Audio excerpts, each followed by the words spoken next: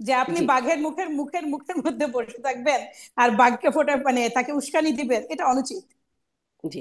আমি ডাক্তার জাহিদ আপনার কাছ থেকেও একটু শুনতে চাই। আপনার যদিও ভিডিওটা ফ্রিজ হয়ে আছে, কিন্তু নিশ্চয়ই বক্তব্য শুনতে পাবো আপনার। আপনি এই চকরিয়ার ঘটনাকে আপনি কিভাবে বিশ্লেষণ করেন?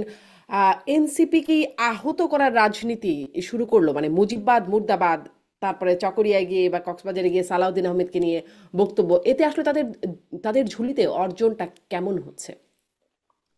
ধন্যবাদ আপনাকে। আহ, সাম্প্রতিক সময়ে তারা যে ধরনের রাজনীতি করছে এটা মনে করা যথেষ্ট যৌক্তিক কারণ আছে যে তারা একটা কনফ্রন্টেশনাল রাজনীতি করতে চায়। মানে এখন আহ আমি বাবু অসাধারণ ভাবে দুটো ঘটনাই ব্যাখ্যা করেছেন। এর মধ্যে খুবই গুরুত্বপূর্ণ একটা কথাও তিনি যোগ করেছেন যে রাজনীতি আসলে খুব শর্ট সময়ের গেম না। আমরা ক্রিকেটের মতো করে যদি বলি এটা আসলে টি-20 গেম না, এটা একটা টেস্ট ম্যাচ। আমি একটা উদাহরণ দিই। মানে ইমরান খানের মতো একটা মানুষ মিড 90s একটা দল তৈরি করেছেন, সেই দল ক্ষমতায় আসতে 25 বছর লেগেছে। ইমরান খানের মতো এত বড় স্টার। তো এটা খুব ইজি না। যারা যেটা মনে করছেন যে তারা একটা গণ অভ্যুত্থানের সামনের সারিতে ছিলেন, সেই সারিতে আসার পর থেকে তারা খুব ইজিলি অনেক বড় কিছু করে ফেলবেন, কিন্তু তাদের সেটা মনে হচ্ছে এবং সেটার ভিত্তিতে তারা মনে করেন অ্যাজ মাচ এস পসিবল তারা আলোচনায় থাকবেন। এবং আমি একটা জিনিস যোগ করি, এনারা যেহেতু তরুণ, এদের বড় একটা অংশ সোশ্যাল মিডিয়া ভিত্তিক তাদের এক ধরনের পারসেপশন তৈরি হয়েছে। তারা সোশ্যাল মিডিয়া অ্যাক্টিভ থাকেন, সেটা রিয়াকশন দেখেন। আমরা ক্লিক বেইট বলি, ওনারা চান যে তাদের কিছু একটা যাক যেটা যথেষ্ট পরিমাণ রিয়াকশন হবে। এটাও হুম। সম্ভবত একটা কারণ যে তারা কোনো না কোনো কিছু একটা করে প্রচুর রিয়াকশন হোক সেটা নেগেটিভ, সে জায়গায় যাচ্ছেন। এখন তারা ধরুন জনাব সালাউদ্দিন আহমেদ সম্পর্কে বলছেন, হাবিব আপাও বলেছেন, আমিও বলি, একটা মানুষের উপরে বা একটা পরিবারের উপরে সবচেয়ে ভয়ঙ্কর অপরাধ হতে পারে গুম, হত্যা না কিন্তু গুম। হুম। হুম। মায়ের ডাক নামে যে সংগঠনটা আছে তাদের প্রোগ্রামে শেখ হাসিনার সময় বহুবার গেছি। আমি দেখেছি যে ওই পরিবারগুলো তাদের সন্তান মারা গেছে জানলে খুশি হতো। খুশি হতো এই অর্থে গুমের চাইতে।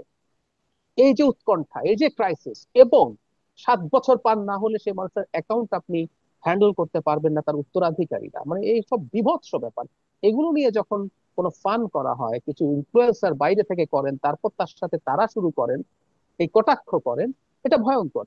যেন সালাউদ্দিন আহমেদের ব্যাপারে তাদের সমালোচনা থাকতে পারে, তাদের খারাপ লাগা থাকতে পারে পারে যেমন ঐক্যমত্য কমিশনে জনাব সালাউদ্দিন আহমেদ বিএনপিকে লিড করছেন, এবং জনাব সালাউদ্দিন আহমেদ এনসিপি যা চাইছে কিছু কিছু ক্ষেত্রে তার সাথে শক্ত দ্বিমতও করছেন উইথ হিজ লজিক। উনি খুবই খুবই প্রস্তুতি নিয়ে যান, উনি খুবই পড়াশোনা করে যান এবং ওনার কনভিন্সিং জায়গায় তিনি তাকে ডিফেন্ড করেন, উনি ওনার দলকে ডিফেন্ড করবেন। তো তার উনি টার্গেটে পরিণত হয়েছেন তখন। এখন এনসিপি মনে করছে তার উপরে যদি এই ধরনের মন্তব্য করা হয়, ইভেন এই যে হামলার ঘটনাটা ঘটলো বিএনপির ইনফ্যাক্ট পরবর্তী একদম র্যাঙ্ক এন্ড ফাইল যারা আছেন তারা এই ধরনের হামলা করলে তারা কিছু সিম্প্যাথি পাবেন বা আরো বেশি কিছু খারাপ হলে সিম্প্যাথি পাবেন, তাদের ক্যালকুলেশন এটাও থেকে থাকতে পারে।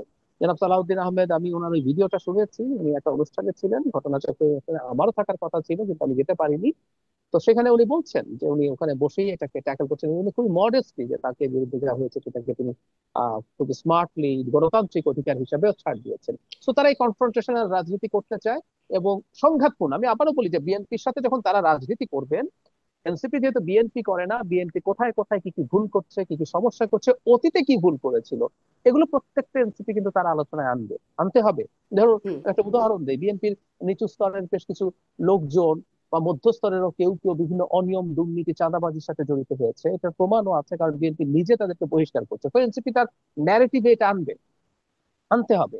কারণ সে জনগণকে দেখাতে হবে যে তুমি বিএনপি না, তুমি আমার কাছে আসতে হবে বিকজ বিএনপি এটা করছে। কিন্তু ঘুমের মতো একটা বিষয়কে এইরকম ভাবে দেখা এবং এই ধরনের কনফ্রন্টেশনাল রাজনীতি করা, যে আমি ইনভাইট করছি যে আমার উপরে খুব কোয়ার্সিভ কিছু হোক, তারপর সেটার ভিত্তিতে আমি রাজনীতি করব, সেটা দিয়ে আমি আলোচনায় থাকতে পারবো, সেটা দিয়ে আমার প্রতি সোশ্যাল মিডিয়া এনগেজমেন্ট হবে। আমার মনে হয় এই জেনারেশনের মধ্যে এটা একটা সংকট তৈরি হয়েছে। হুম।